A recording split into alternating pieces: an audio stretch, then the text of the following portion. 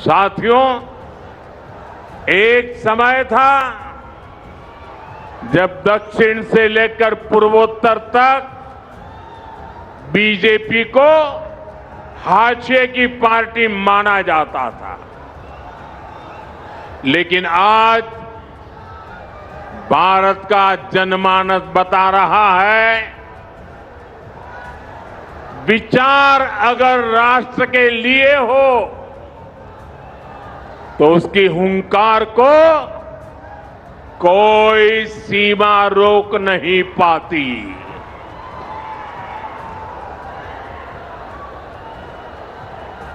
साथियों, अब देखिए, आगे कोई जगह नहीं है।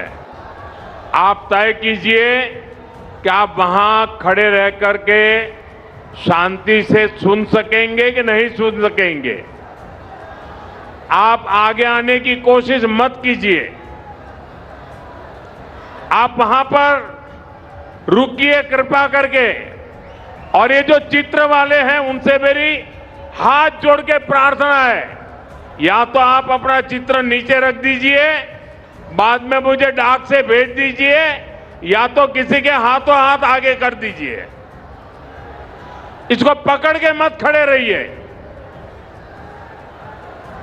जरा कोई पार्टी के वॉलंटियर वहां है तो मेरी बात का कुछ करवाइए भाई।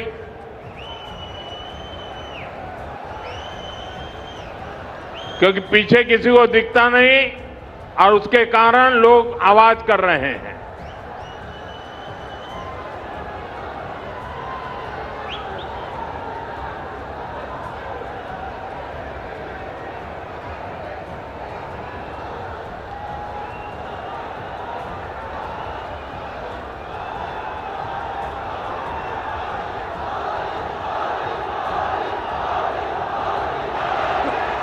అందరినీ కోరుతా ఉన్నాను, ఎవరు కూడా దయచేసి మన ప్రధానమంత్రి గారు మాట్లాడిన సమయంలో ఆ జెండాలు ఊపకండి, అన్ని కింద తీసుకోండి, చిత్తపట్టాలు కూడా కిందికి అనండి దయచేసి, లేకుంటే బాగుండదు. అందరూ కూడా కిందికి అనండి ప్లీజ్.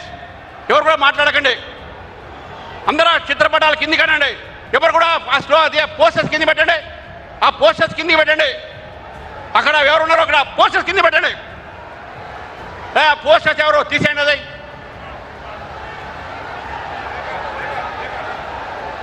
तेलंगाना के मेरे भाइयों बहनों, मेरे नौजवान साथियों, ये आपका प्यार मेरे सर आंखों पर,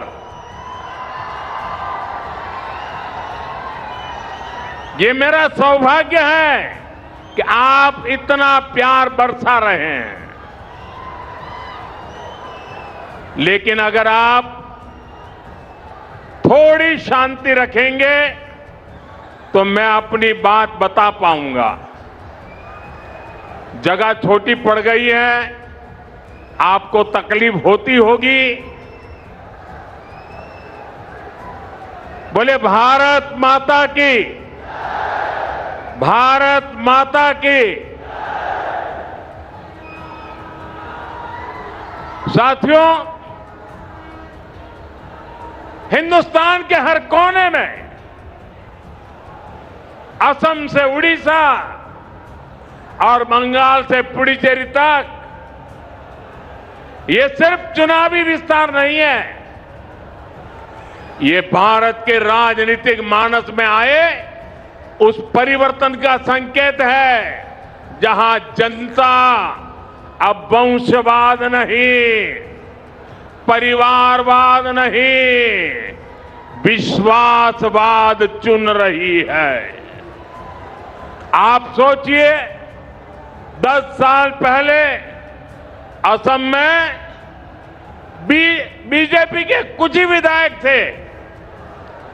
आज वहां तीसरी बार बीजेपी एनडीए की सरकार बनी है। 10 वर्ष पहले बंगाल में बीजेपी के सिर्फ 3 एमएलए थे। आज बंगाल में बीजेपी 200 पार पहुंच चुकी है। जहां कभी बीजेपी का झंडा उठाने को कोई तैयार नहीं होता था, वहां आज बीजेपी की सरकारें बन रही है। साथियों, तेलंगाना तो वो धरती है जिसने तब बीजेपी को पहला सांसद दिया था जब हमारे केवल 2 ही सांसद थे।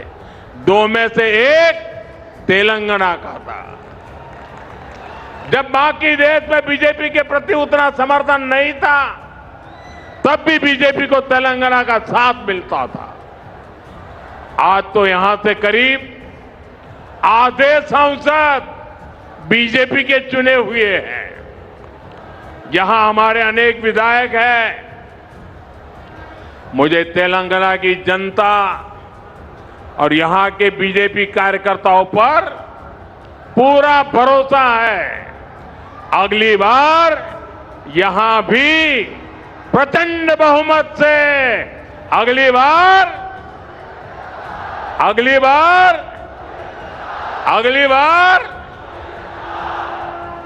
तेलंगाना के लोग कांग्रेस और बीआरएस की वादा खिलाफी